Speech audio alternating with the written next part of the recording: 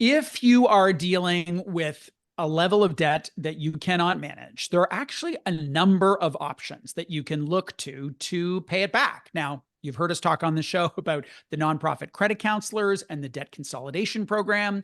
We also talk about the services that a licensed insolvency trustee can provide, and two in particular, the consumer proposal and the bankruptcy filing. They're not the same. So today we're going to focus on what each is and what the relative pros and cons would be. Our guest is Shelley Coley. She is a licensed insolvency trustee with Harrison Partners, and she joins us from New Westminster, British Columbia. Hello there. Hi, how are you? I am well. Lots and lots of people have debt.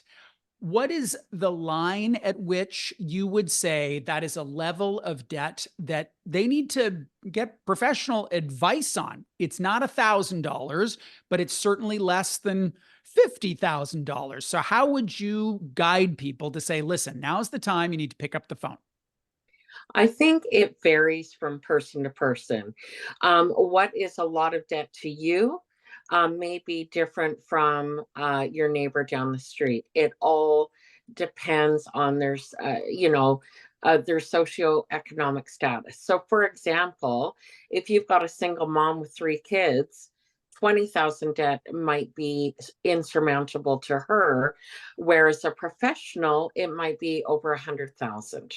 Right. So I think what I'm saying here is seek out professional advice and you'll get guided to what the best option is for you, even if that means I'm not the best option for you. Yeah. Yeah. We, as nonprofit credit counselors, we think of there being a continuum of care. And there's lots of things that people can do to get a better handle on their debt. For some, it's, I'm going to do a budgeting course. And for others, it's going to be a much more formal solution that an LIT would, a licensed insolvency trustee would provide. Consumer proposal and bankruptcy are the two terms that or the two options that live under the insolvency umbrella. Can you briefly define them each? Okay. So with bankruptcy, we kind of think as this being the last resort. It's where you assign your assets to the licensed insolvency trustee for the benefit of your creditors. And in turn, you get a discharge from your unsecured debts. In a proposal, you're simply making an offer to settle with your creditors rather than doing the more formal bankruptcy. And it allows you basically to consolidate your debt into one payment and often at a significantly reduced amount. So, for example, 30% of your debt in some cases maybe a little more or a little less. It varies from situation to situation. What determines what that percentage is? Because, I mean, hey, a lot of people would say, I would really like the 20% of my debt option. They're less Yeah, happy with the 40% of their debt option. for sure. So what we have to look at first is what would your creditors get if you did choose bankruptcy? So we have to look at your income. We have to look at your assets. And determine what number is it that they would get in a bankruptcy. And then in a proposal, we have to base the offer on that. So if you have no assets and just straight salaried income, we're going to come up with, probably a 30% return, something like that. Hmm. But if you've got a large amount of assets that would be available to your creditors in a bankruptcy, in order to keep those assets, you're going to have to offer something higher. Hmm. Consumer proposals, when you look at the number, they have been growing much faster than bankruptcy filings over the Correct. course of the last, I don't know, 5 or 10 years or so. Why is that? I think people just appreciate that option better than a bankruptcy. Bankruptcy is a scary word to a lot of people, Mm. and a proposal, they're paying something back to their creditors rather than just letting it all go. So I think from a moral standpoint, for a lot of people, it makes better sense to them. And it's also a simpler process. They simply have one monthly payment to deal with. They need to do two credit counseling sessions, and that's it. Mm. Once we get past that approval point. Right. So let's talk about the process. They pick up the phone, they call a licensed insolvency trustee. There is a conversation in which that trustee looks at their basic financials. What happens next? Okay, so there's information we need to gather. Once we have all that information on their assets, their income, and other pertinent details, then we come up with a recommended amount that they should offer. And if they say, yep, let's go ahead. And of course, at that time, we're going to look at all options, not just proposal. But let's say we're going to go ahead with that proposal option. Then we prepare the legal documents, we get them signed. The offer gets sent out to the creditors.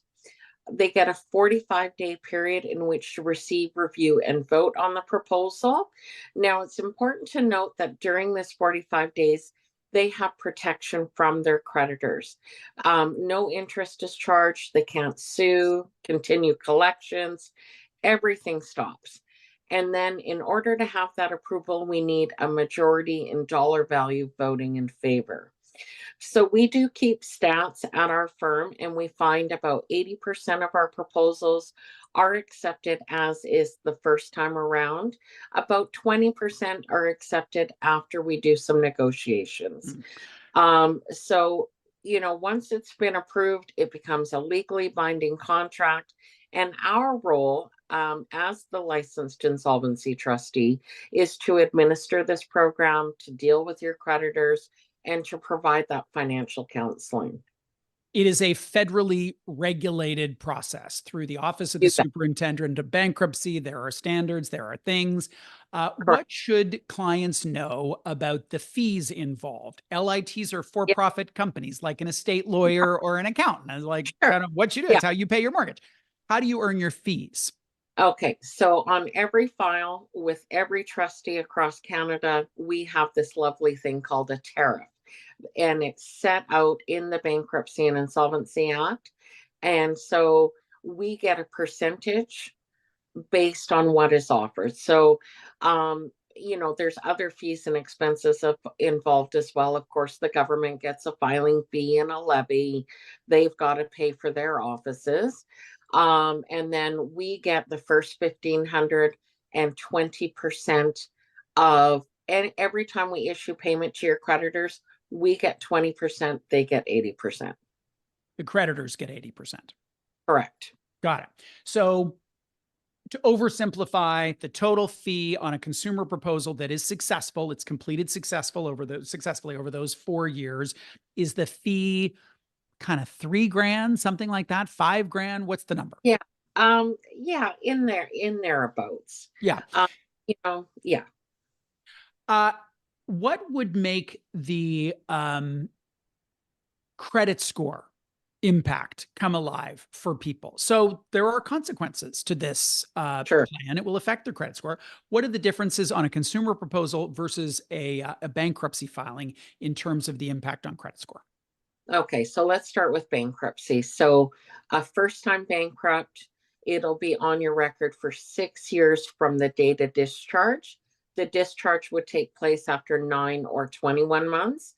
A second time bankrupt, it's on for longer, 14 years, and it's either a 24 or 36-month process. Now, in a proposal, it's on for 6 years from the date of filing or 3 years from the date of completion, whichever is sooner. So you do have the opportunity to have it come off your record a lot quicker than a bankruptcy, especially if you're able to put lump sum payments on it. It's open ended, so you can pay it off at any time. Some people enter a consumer proposal with the best of intentions. They are clear on their cash flow and they can't make it work. A year in, they can't make Sure. those payments work. What happens then? Okay, so pick up the phone and talk to your trustee is the first step. Now, if it's a temporary thing, they've been injured or ill, and it's just going to be a temporary slowdown of income, then perhaps we can look at amending the proposal, and asking the creditors to take a lesser amount because there's been a change. And if it's a long-term thing and an amended proposal doesn't make sense, then they could switch to a bankruptcy at that point. For many people, most people, picking up the phone and calling a credit counselor, calling a trustee is a big deal. Yes. What is the single most important thing you would say to people who are just like, they've got the phone in their hand, they can't bring themselves to dial? What would you say to them? Just do it. I've had more comments of why didn't I call you sooner than I can count. Yeah. Because we're not mean, scary people. We're I here. We're not. We're know here. you're not. It's just funny to me to think that people would think that They you're think they're being scary. lectured or judged or made to feel bad. That's not our job. Our job is to give you information and to guide you through the process. Shelley, thank you for your time today. You're welcome. I really appreciate it. Shelley Coley is a licensed insolvency trustee with Harrison Partners. She joined us from New Westminster, BC, to talk about the consumer proposal and bankruptcy, what's similar, what's different. Pick up the phone, as Shelley said. Just do it.